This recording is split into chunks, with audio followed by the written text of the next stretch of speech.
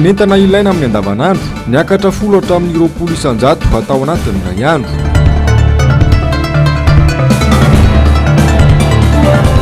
Fanamboarana kopina terahana voafetra ny taratasy fangatana raisina isanandro.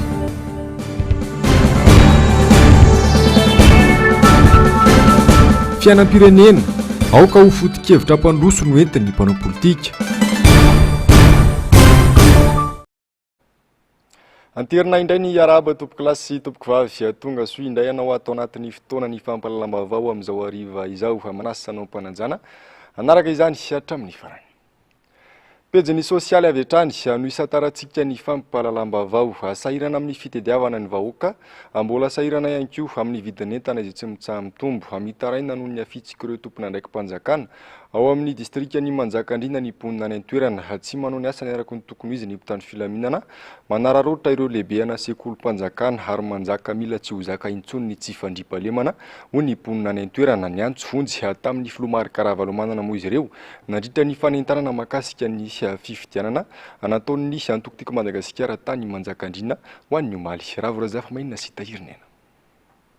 Ifamoana farany malagasy raha mitondry fisinasa sy ny fahalafosan'ny vidin'entana na ny any ambanivohitra aza mikaikaiky fa tao tany tsy misy fanjakana eto Madagasikara ary tao mahatsiaro lavitra indrindra ireo tantsaha tsy azo anteherana toy ny tany aloha ny vidim-bokatra ny voleny an-tsaha aza misy mangalatra raha lazaina falova tsara indrindra indray ny fianarana fa nararotana no misy any amin'ireo sekolim-panjakana ny mahantra ihany no mbola ampahantraina. Alain-dralahy zao mivary eny an-tsaha jenjain-dralahy mivary eny an-tsaha ny alabotry ninona le gendarme sy police nefa tsy manao ininona ty fa ombeny io ary memorongatra tena mitarainy zay e apitao zao afatra zao fa memitombo ary mitady tsy ho zakany olona fa anaonao foana ange le olona ny tenako dia mananjanaka sy mananjafy mianatra amin'ny EPP sekolim-panjakana dia misy fandaharam-potoanandro zareo tsy fantatra inona ny antony fa manao katinina ondro zareo amin'izao vanim-potoana fahavaratra zao amin'ny talata sy alakamisy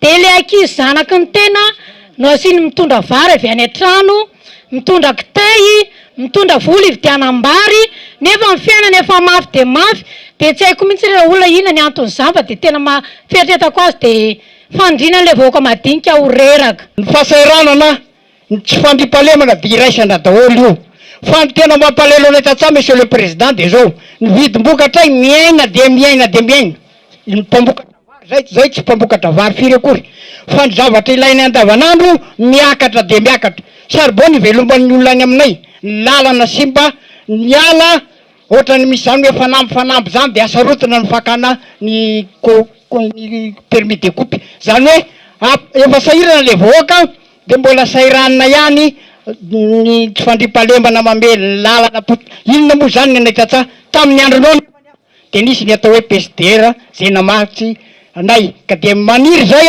no atongavandreo mba iverenana zany. Tsy Manjakandriana ihany no ahitana tranga toy izao fa saika manerana ny nosy mitrongo vahoamana ny ankamaroany malagasy mitombo isanandro ny fisolokiana ny tsy fandriampahalemana ny famonoana olona noho ny tsy fahampiana aiza nefa ny fanjakana manao inona mpitondra mbola azo antenana ihany ve na ny afantatra fotsiny tena laharam-pahamehana ho an'ny vahoaka entiny aza. Vaovao ny serasera sy ny asa fanaovan-gazety kosa indray manoloana ny fanagadrana ny filoha generaly ny la gazette de la grande île sy ny fakana ny tan'izy ireo dia nanio firaisampony tamin'ny filoha nasionaly ny antokotiko Madagasikara ary mangataka ny ampitsarana ny antsojay Jessica Miray tahirinena. Taratry ny sifisian'ny demokrasia sy ny antsojainy atao amin'ny la gazette de la grande île amin'izao nogadraina ny filoha generaliny ary nalaina avokoa ny fananany gazety namoronana dossier avokoa ary nolazaina fa tsy misy fandraisana amin'ny asa fanaovan-gazety. Ny zavatra ataon'ny zareo amin'izao fotoana dia manenjika ny mpanao gazety. Za dia tena manohana mihitsy ary zareo amin'ny fédération ny zareo mpanao gazety na inona ho fa aloha izy alalaka mba hiteny mbalao izy mba amela amoahany eo an-tsainy manana fomba fijeriny izy zay mampanao gazety azy mampiova firenena ny fanaovana gazety. Raha tena mahay tsara le mpanao gazety dia vita manampy ny mpitondra. Famonoana ny demokrasia ny zava-misy amin'izao anaovana raha matahory izay samy maneho hevitra manampy ny isana gadra politika n'ity fitondrana ity Lola Rasoa Maharo, Toanimbola Rajaona sy Ari Laurent Rahajasan. Iverenantsika ny vaovao sosialy mampiteny ny mona ny fisondrotam-bidin'ireo entana eny an-tsena amin'izao fotoana izao. Ny sakafo izay tena fototry ny aina mihitsy no voakasika izany. Tsy lazaina intsony ny vary misondro-bidy isan'andro isan'andro. Nanaitra ny mpiatsena vao maraina ohatra izao ny fiakarany vidin'ny tongolo izay tafakatra tamin'ny 4 ariary ny 1 kilao. Ando Miaratina sy Andro Rakotomalala no mitondra ny Tsipriam-bavao. Aterana ny amin'ny maro ny voky ny trano io an-tsena io maraina io. Efa tafakatra 7 arivo sy 4 arivo ariary ny kilaon'ny tongolo raha mbola novidiana 500 sy 4 arivo ariary zany omaly. Tsy misy fanazavana ho ny mpivarotra fa hatrany amin'ny fakana azy mihitsy ny akabidy. Tsy mbola nisy hatramin'izay zany hoe tongolo jifaina 7 arivo ariary zany ny kilao. Ny tongolo gasy ihany koa efa mananika ny 5 arivo sy 1 alina ariary ny kilao eny an-tsena. Satria zao omaly 500 sy 5 arivo na marotana ny kilao tety an-tsena androany nefa niakatra 7 arivo. Ka le mahatonga an'le fiakaran'le tongolo ety an-tsena zany arakaraka le akana azy any amin'ny rem-pamongady reny eny Anosy Be. Dia nenay nefa mbola ao ny freana bis, ny freana dokera, ny tombatra kely alainy ety an-tsena dia zay mahalafo an'le izy. Mbola tsy misy aloha hatramin'izay satria efa mba elaela ihany ny varotanay tongolo fa io amin'ny 4 arivo eo foana zany farafahabetsany vidin'ny tongolo farany ambony indrindra. Dia ny akanay tongolo zao hoe ny Anosy Be na arivo ny kilao dia mivarotra zay 40 000 lety. Efa metreka any amin'ny taolana ny fahasahiranana ankehitriny fa tsy ankoditra intsony. Tsy zazary ny fiainana isan-tokantrano manoloanjany. Mampanay ary tandindondoza ny fahasalamana sy ny fahavelomana raha izao no mitohy. Saka tsony le vidy tena. Raha hoe sakafo aloha miaina tsy tovy amin'ny teo aloha tsony zany. Fa midina satria le fahefa mividy ka tsisy ahafahan'le olona velona tsony zany amin'izao aloha fa miaina zava-misy fotsiny. Raha ohatra aloha mitohy izao mety latsaka lalina be fahefan'ny be ny olona zany ahafahany velona. Lasa miafy be zany fa tokantrano lasa ohatrany hoe mitsitsy tsy afaka manao zavatra be da be tsony fa tsy maintsy. Mbola sy niaina ohatry izao aloha raha sy tamin'ity 2023 ty. Ny aina teto Antananarivo zay 2020 mbola nahita vary 500 ny kapoka 2023 tonga 200 ny kapoka amin'ny vary. Ny olona zany rehefa tsy mahavoavidy vary dia mividy katsaka indray satria ny katsaka 700 ny kapokany. Vidy 2 kapoka izy 700 dia iny nandrahoany dia mividy siramamy izy. Dia aleo mba toatoanana iny zany ny sakany vavony mba hidirany hoe voky fa raha vary mety tsy havoky satria efa lafo be ny vary amin'izao.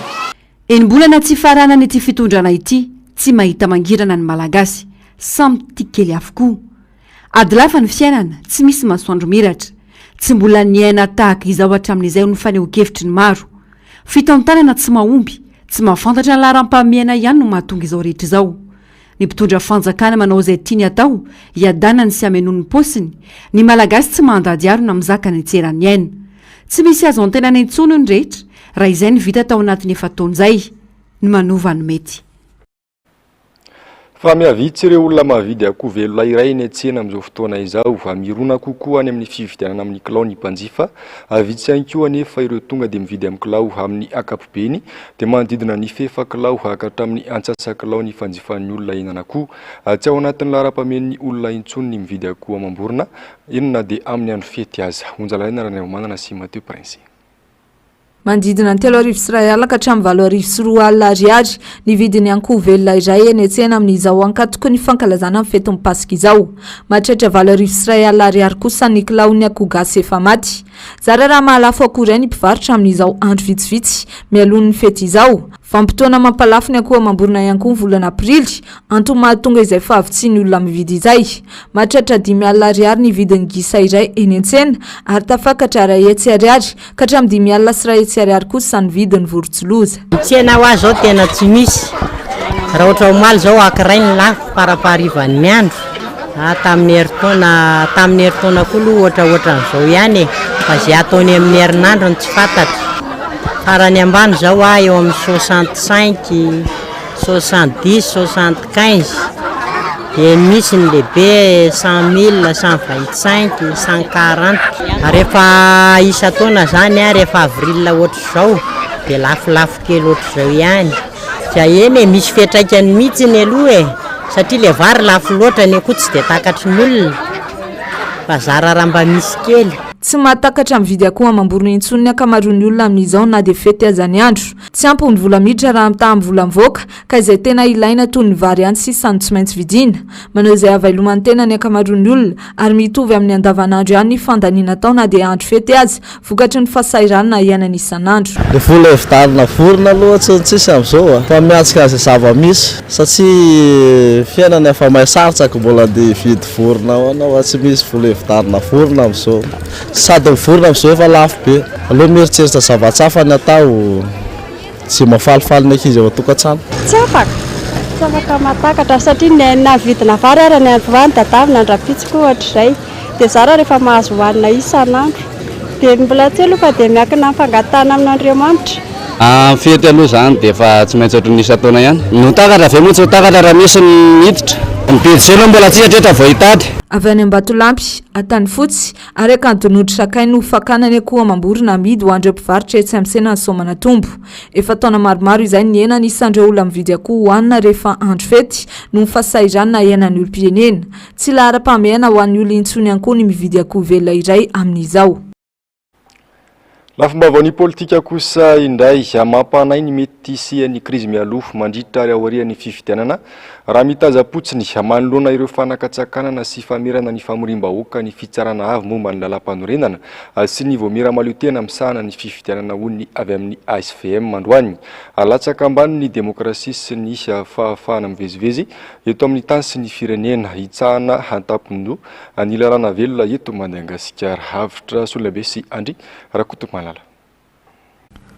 Fentindresaka ny arahana ny fampidinika tamin'ireo hery sy ny firaisamonim-pirenena ary ny FFKM no tanterahan'ny voamera malio tena misahana ny fifidianana na ny unité tsivandry ny tokony sy ny fahalalana izay voahososo tanteraka ankehitriny indrindra amin'izao akatoky ny fifidianana izao.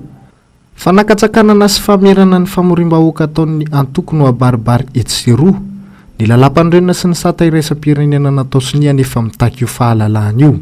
Fa ny zavatra hita amin'izao fotoana izao dia teriterena rindrindra fa ny fitondram-panjakana mihitsy no mamoaka lalàna tsy hay avy aiza milaza fa hoe tsisy mahazo mamory vahoaka ny tena mampalahelo indrindra dia angamba hofoanana mihitsy angamba ny antenimieram-pirenena satria ny solotena ny vahoaka mihitsy amin'ny maha mpikambana amin'ny antenimieram-pirenena nireo député no sakatsakana n'ohatran'ireny. Mitaza-potsiny hatreto ary tsy hahenao teny ny fitsarana avy momba ny lalam-panorenana sy ny CENI makasika ireny fandikan-dalana ireny. Mampanahy ihany koa ny antom-pisian'ny antenimieram-pirenena satria na ny solom-bavim-bahoaka tokony hanao ny asany azy dia voasakatsakana sy ao anatin'izay teritery izay avokoa. Mampametra-panontaniana no avy ny fifidianana isa raha izao ny zava-miseho.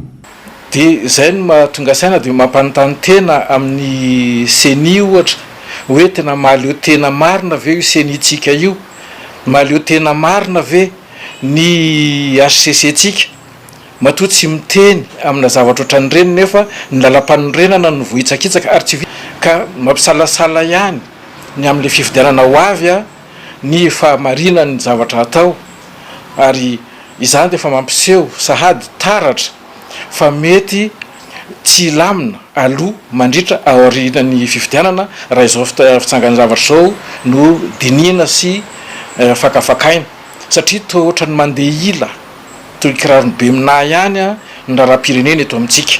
Tokony hitantaratra amin'ny famorim-bahoaka ataon'ny zava-bitan'izao fitondrana izao raha ny zava-misy aloha dia ny fanambazana sy ny fanerena ireo olom-pirenena no paikady ataon'ny fitondram-panjakana amin'ny tahanany tenany sy ny vahoaka malagasy anehoana fa mbola manim-bahoaka izy ireo.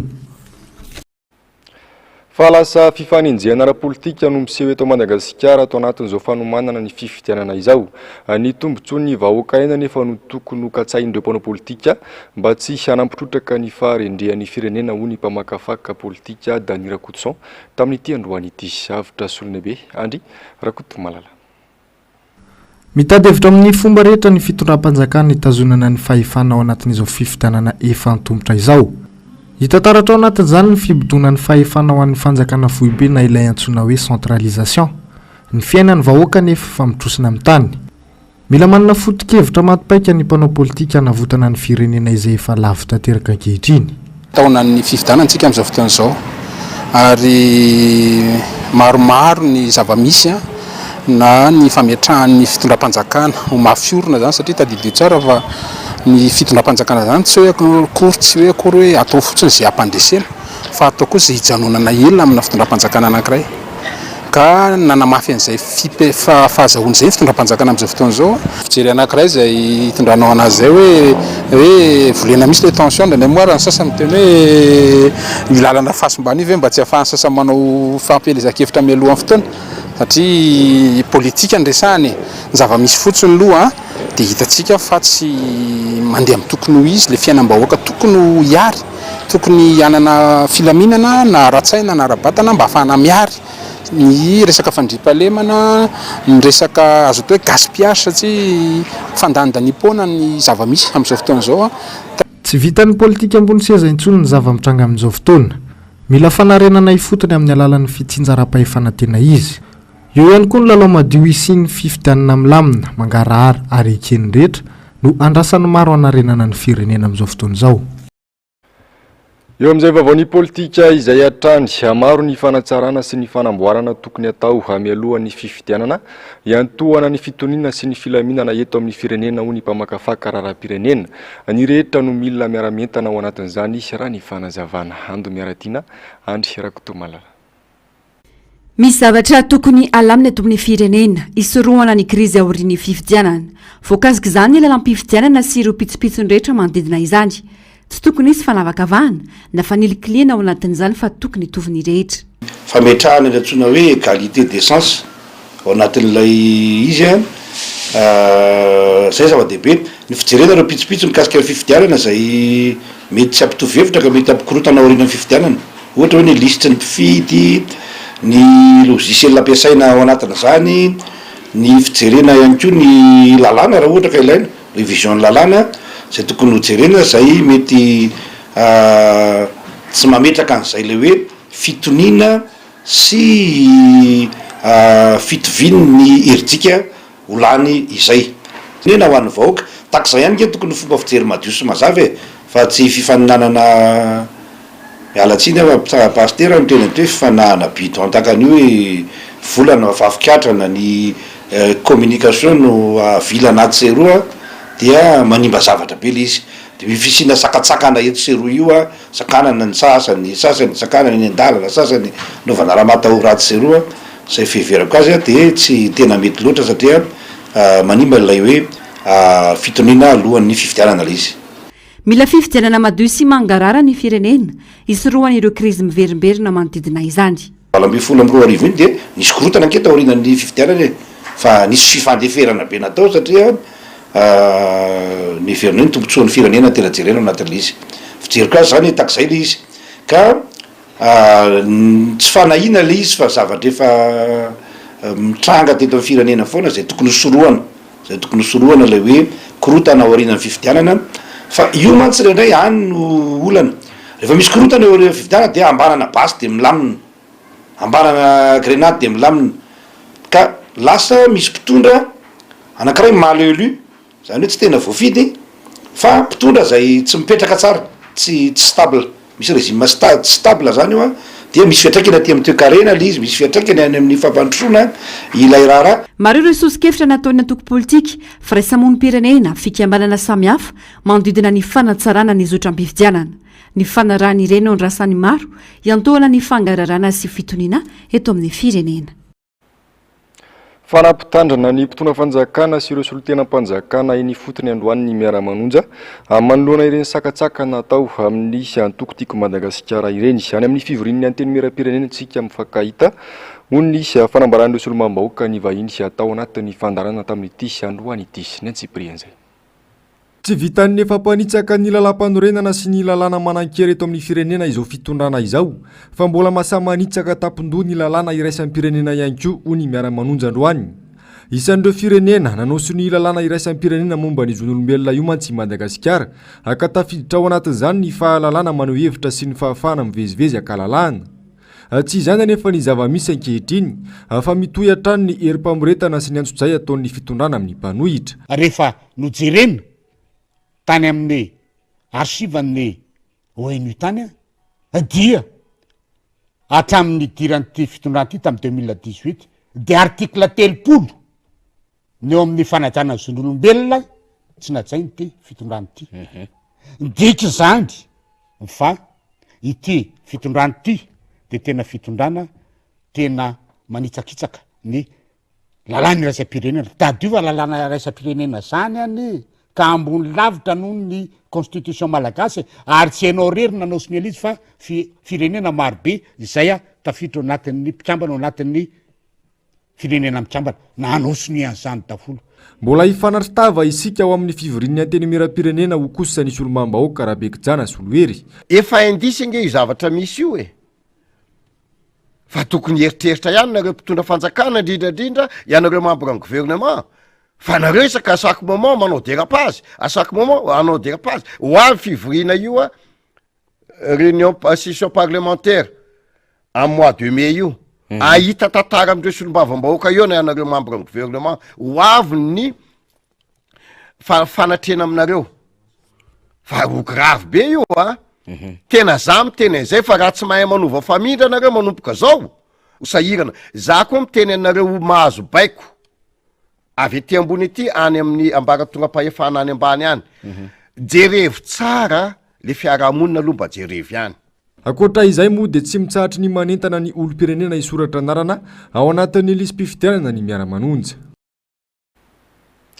mila mahay misafidy izay aradia amin'ny Madagasikara raha tiana ny ampandrosin'ny firenena amin'ny lafiny toe-karena hasamy manana ny tanjony ireo firenena dehibe amin'ny fomba fiaraha-miasa ahitany tombotsoa amin'ny toe-karentsika havitra solonebe andry rakotomalina efatra amin'ny repoblika faharoa isika no tsy niandany tamin'izana tamin'iza malalaka araka izany ny safidy amin'ny fiaraha-miasa amin'ireo firenena maro iverina hitondra fampandrosoana eto amintsika mitovy avokoa ny tombotsoa katsahin'ireo firenena dehibe ka tsy tokony ho diso ampisy endrika fanjanahana vaovao indray isika ny zareo vahiny koa tadidio fa misy intérêt économique andry zareo foana quelque part ao zany ny andrareo moa tonga de resaka intérêt économique foana anatsarany fiainany tadidio fa ndresaka fanjanahantany any miezaka foantsika nanenjika amin'ny frantsay fa frantsay nge nananjanatany ara ny anatsarana fiainan'ny frantsay any tanàna no tena nezany ananjanahana an'izy zany hoe afahana mamoaka vokatra ao ohatra namoaka ny volamena teto amintsika namoaka ny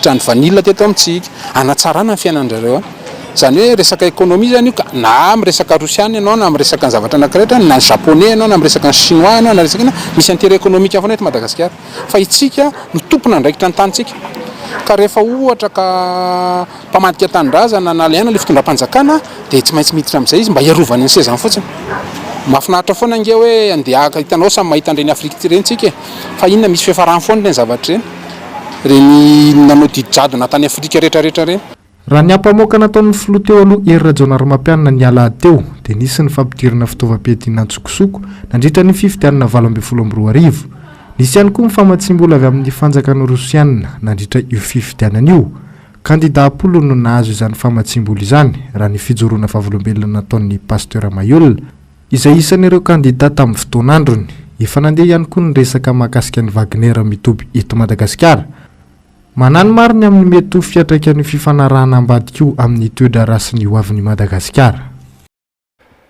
vaovao manodidina ny fifidianana kosa indray marisarisa ny olona misoratra anarana anaty lisy-pifidianana amin'izao akatoko ny fanankatonana vonjy-maika ny lisitry ny mpifidy izao olona folo eo sisa no tonga eny amin'ny fokotany manao izay fanoratana anarana izay ao anatin'ny herinandro raha ho amin'ny fokotany anosy zato atsinanana faharoa manokana efa tafakatra hatrany amin'ny 20 kosa ny tany mpifidy voasoratra anarana ao amin'ity fokotany ity onjalalaina Ranaivomanana sy Mathieu Prince efa miaina ireo olona tonga manao fandratana anarana anaty lisy-pifidianana eny anivon'ny biraopokotany amin'izao ho an'ny fokotany anosy zato atsinanana faharoa tsy misy afa-tsy olona roa na telo isan'andro sisany manao izay fisoratana anarana izay antony maro ny mahatonga ifarisarisan'ny olona io indrindra amin'izao akatoko ny famaranana vonjy-maika ny fanavaozana manontolo ny lisy-pifidianana izao anisan'izany tsy fampiny ny fanentanana eny anivon'ny tokantrano tsirairay ankoatr'izay dia misy mihitsy ny olom-pirenena sasany no tsy resy lahatra isoratra anarana anaty lisy-pifidianana noho ny tsy fatokisan'izy ireo ny valim-pifidianana ivoaka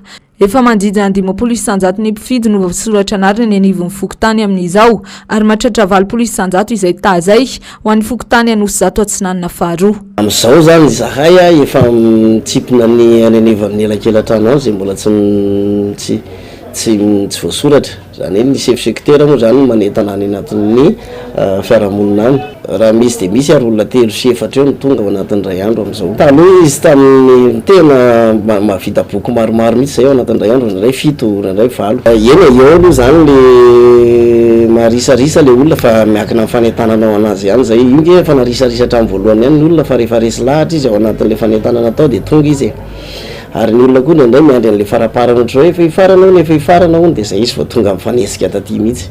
Tsy misokatra sabotsy intsony ity fokotany ity vokatra izay fianan'ny olona tonga misoratra anarany eny anivon'ny fokotany izay. Ny mpiasa eny anivon'ny fokotany ihany sisa no mandray ireo olona tonga misoratra anarany noho ny tsy fisian'ireo agent recenseur miasa eny anivon'ny fokotany intsony nanomboka ny volana desambra lasa teo. Lafim-baovao ny fampianarana kosa indray mitony fitokonan'ireo mpianatra ao amin'ny université ny Andrainjato Fianaratsoa androany. Fitakina ny anefana ny vatsim-pianaran'izy ireo 5 volana no anisany natonga ny fitokonana bac Sandriananja MBS Fianaratsoa. Nampiakapeo indray ireo mpianatra eo anivon'ny anjerimanontolo eo amin'ny université ny Andrainjato Fianaratsoa ho an'ity androany ity. Antsoantso ny vatsim-pianarana satria efa mihoatra ny tokony ho izy. Efa mizaka ny tserany aina ny mpianatra amin'izao fotoana izao noho ny fahatarana zany vatsim-pianarana zany. Misy zava-misy eto androany zany ny takinay dia raha mahafantatra angamba fa feno sy moa misy anaran'ny mpianatry amin'izao. Dia ny fitakina zany fitakina vatsim-pianarana 5 volana plus fampitaovana zany. Takina izy io satria efa sy rariny sony zany satria tokony amin'ny mois de février na tosy mois de janvier tokony efa misy vatsim-pianarana mivoaka zany.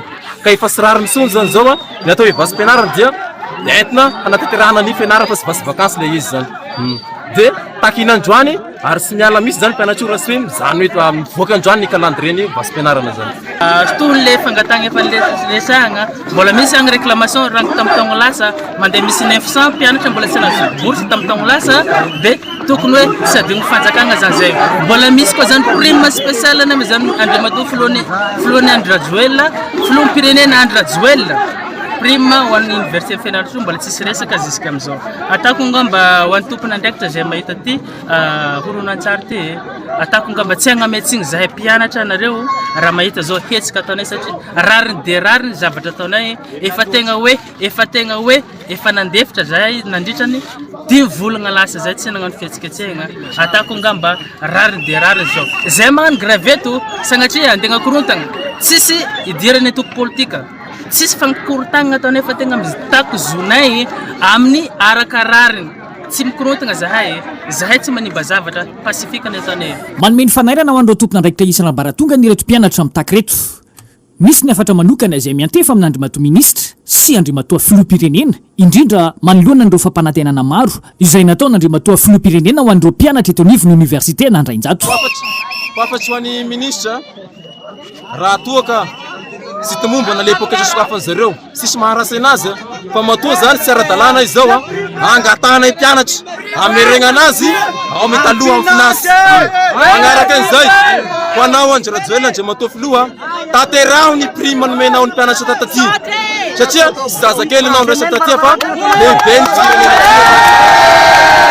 zany resaka fomba fiasa eo amin'ny ministère zany tokony mba asena accéléré le bourse satria mirama be le izy lasa ela be zany ny fomba fiasa sy hoe manely anareo anay fa mba mila ny bourse voaka haingana anay tsy sotra ho grève zao raha voaka io bourse io manatena fa hisy ny fivoarana amin'izay resaka réclamation zay.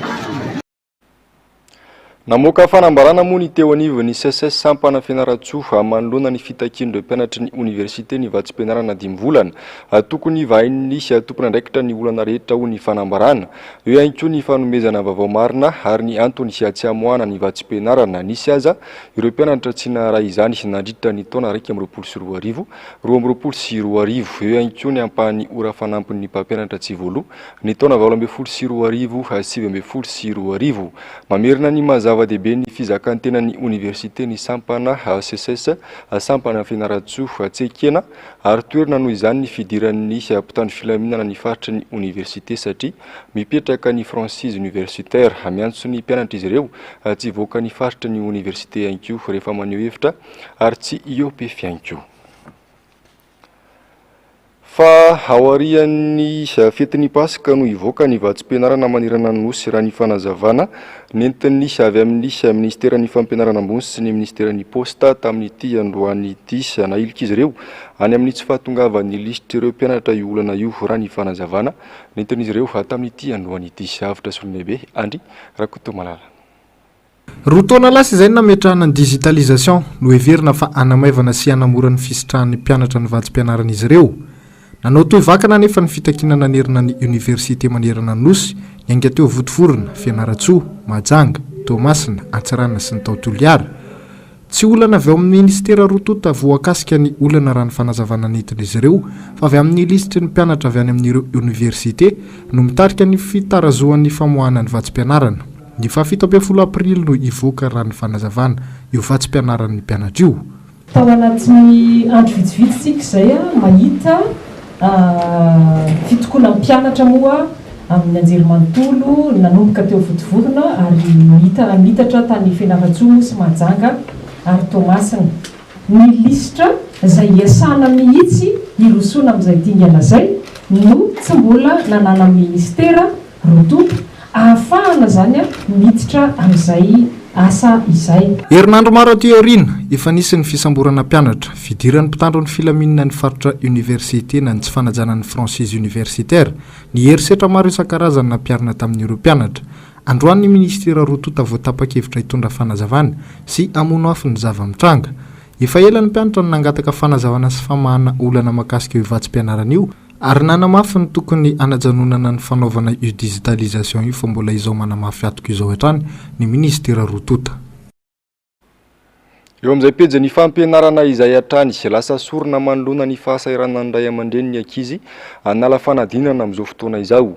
Maro ireo mpianatra nala fanadinana baccalauréat no tsy mahafeno ny antota taratasy feno ahafahana miatrika izany fotoana fohy tsy farana ny fisoratana anarana Ando Miaratina Andry Rakoto Malala. Efatrandro tsy farana ny fisoratana anarana ao amin'ny fiatriana ny fanadinana baccalauréat betsaka ireo mpiadana no tsy nahafeno fepetra. Eo amin'ny fandoavana ilay vola fisoratana anarana 5,000 alina ariary no mampikatso ka tsy mahafeno ny antotany tarantasy ny mpanala fanadinana. Tsy nahavoaloha sara-pisoratana ny ankamaroany ray aman-dreny. Misy amin'ireo ankizy aza no tsy niverina an-dakilasy intsony rehefa notakiany ilay vola. Rehefa tonga nefa ny fotoana izay tokony andoavan'ny vola droit d'examen dia tsy hitantsony izy. Dia eto zany zay hoe raha anatitra an'ilay dossier zay amin'izao manahoana ilay ankizy zay eto zao ny misy ankizy 9 izay nankarakara dossier izy ao anatin'ny liste nanaovanay demande fa miandry le volana izay ahafahana mametraka ny dossier eny amin'ny office de bac. Nisy ny fampantsahivana sy fanentanana ataon'ny sekoly vao niandony tao am-pianarana makasika ireo fepetra ilaina momba ny mpanala fanadinana saingy rehefa topotra ny fotoana vao mikiropaka ny ray aman-dreny ka mitarika ny toe-javatra tahaka izao. Tsy maintsy nanapa-kevitra ny sekoly ny anajanona ireo tsy nafeno fepetra mba tsy hisy fiantraikany amin'ireo efa nahavitany azy. Fa nampiantso any zahay ka rehefa tsy tonga kosa izy amin'ny fotoana izay fotoana fanany famezana dia tsy maintsy mandray fanapa-kevitra zay satria raha ankizy 9 no tsy ahafahany ankizy besomaro anala examen dia raro ngambany aloha raha dranony izy fa zay efa vonona no atao. Miantoka no avy ny zaza malagasy ny fanadinana na misy aza ny fahasahiranana tsy tokony atao ambany zavatra mihitsy ny ankizy. Tsy manantsafidy raha teo ny sekoly indrindra ireo tsy miankina amin'ny fanjakana satria tsy misy ny fanampina. Tsy manana fidiram-bola hafa ankoatra ny saram-pianarana ihany koa izy ireo. Tamin'ity volana ity tsy misy 50 amin'ireo mpianatra 700 atao amin'ity sekoly ity no nahavita nandony saram-pianarana ara-potoana. Efa mipaka amin'ny fianaran'ny ankizy sy ny zaza malagasy izay dradradradrany isan'andro fa ho avy ny firenena ny fahasahiranana iainan'ny malagasy ankehitriny. Mitombo isan'andro ireo ankizy mitsoka andarana an-tsekoly noho ny tsy fahampiana raboly eo anivon'ny tokantrano. Tsy manana vahaolana maty paika raha teo aman'izany olan'izany anefa ny fitondram-panjakana ankehitriny ka lasa sorona ny ankizy. Velorano faefatra nataon'ny filoha ankehitriny tamin'ny fampelezan-kevitra ny fanatsarana ny sehatry ny fanabeazana sy ny fampianarana. miara-mahita ny rehetra fa fampitena amin'ny lafiny maro no misy indrindra fanyfanabeazana. Fa ny fito isan-jato ny zazatiraka ato anatin'ny faritra Antananarivo no tsy manana fanamariam-pahaterahana ary manodidina ny 2.5 tapitrisa ny olona tsy manana kopia manerana ny nosy amin'izao fotoana izao. Io no fanadihadiana navoaka ny sampan'ny firenena mikambana miany ireny sy ny zaza na ny UNICEF ny antsiprian'izay. Mitaky fotoana maro ny fanamboarana sora-pahaterahana na kopia eto amintsika. Voafetra ihany koa ireo atota taratasy fangatahana raisiny isan'andro. Ho an'ny boriboritany faha-efatra manokana dia manomboka amin'ny 7 ka hatramin'ny 9 ora maraina ihany ny fandraisana izay taratasy fangatahana izay isan'andro. Antony famerana amin'ny fotoana iny tsy fahampiany 8 bola natokana ho an'ny sampandraraha misahana ny kopia nahaterahana. Eo ihany koa ny tsy fahampiany fitaovana ampiasaina raha maro ny taratasy fangatahana voaray. Arivo-ariary ny vola omana raha toka hanao kopia voalohany ny ray aman-dreny. Miampy ireo taratasy fanamarina-pahaterahana avy amin'ny rasazy na ny toeram-pitsaboana nahaterahandray zaza. Tsy ho afaka ny sitraka kopia nahaterahana mihitsy ihany koa ireo olona teraka tany an-trano raha ny fanazavana. Misy taratasy avy any amin'ny dokotera dia iny no entina aty dia miandry kely dia mivoaka ilay kopia voalohany fa tsy eo akory. Inay zao amin'ny 7 ka hatramin'ny 9 ny fangatahana kopia dia rapitso no alaina satria be da be raha ohatra ka ohatra zao ataontsika hoe hatramin'ny 12 le isan'ilay personnel mihitsy tsy se permettre an'izay raha teraka le zaza dia tsy maintsy ao anatin'ny 30 jours no tsy maintsy atongavany makaty amin'ny commune manao fisoratana an'izy fa rehefa avy eo ho sahirana izy rehefa avy eo raha tsy tonga anao anatin'ny 30 jours miaraka amin'ny taratasy avy any amin'ny dokotera. Ity renim-pianakaviana iray ity zao efa nanomboka tamin'ny 7 ora maraina no tonga teny amboriboritany faha-efatra hanao kopia nahaterahana. Mbola tsy voaray ihany nefa izy tamin'ny 2:30 ora maraina fotoana nandalovanay teny an-toerana. Anisany mampitanaina ireo olona manao kopia eny anivon'ny boriboritany ny famerana ny isan'ireo taratasy fangatahana raisina isan'andro. Manao kopia na zazakely teraka tamin'ny 28 tamin'ny 7 ny tonga teto mbola tsy voaray hatramin'izao. Mizara numéro mihitsy mamonjy numéro maraina dia rehefa avy miakatra tsy folofolo any ambony any dia izay voaraisiny adika ao anaty ordi zany le anaran'le zaza tsirairay any. Tsy haiko 28 any zany le kopia atao androany voazy. Zay zany ny feon'ilay tamin'ny maraina teo aloha hatramin'ny mbola tsy nekaranay. Raha ny antotanisy navoaka ny UNICEF dia manodidina ny olona 4 hatramin'ny olona 10 latsaky ny 12 taona tsy manana kopia nahaterahana eto amintsika. Raha ny tombana dia mahatratra 2.5 tapitrisa ny olona tsy manana sora-pahaterahana eto Madagasikara. Antony mahatonga ny tahan'ny fidirana ny sekoly ambany io izy io. Tsy afaka hiditra ny sekoly mihitsy ny zaza iray raha toka tsy manana kopia. Ankoatr'izay dia tsy afaka handray anjara amin'ny fiainam-pirenena ihany koa izy noho izay tsy fanana ny kopia nahaterahana izay. Vaovao ny fahasalamana kosa indray mampitsika ny areti-tratra izao fiovaovan'ny toetry ny andro iainantsika izao. Raha ny fanazavana nentin'ny mpitsabo androany sy asaro-pady ny tratra ka tsy misy afa-tsy ny fanantonana mpitsabo ihany no tsara indrindra vao mahita soritra aretina avitra solonaibe. Andry Rakoto Malala. Misedra olona noho ny fiovan'ny vaninandro ny tratra. Aretina mahazo vahana tatoatiny bronchiolite sy ny pneumonie ankoatra ny tuberculose na ny raboka izay mirongatra eto amin'ny faritra Analamanga any Atsimo Atsinanana sy Betsiboka.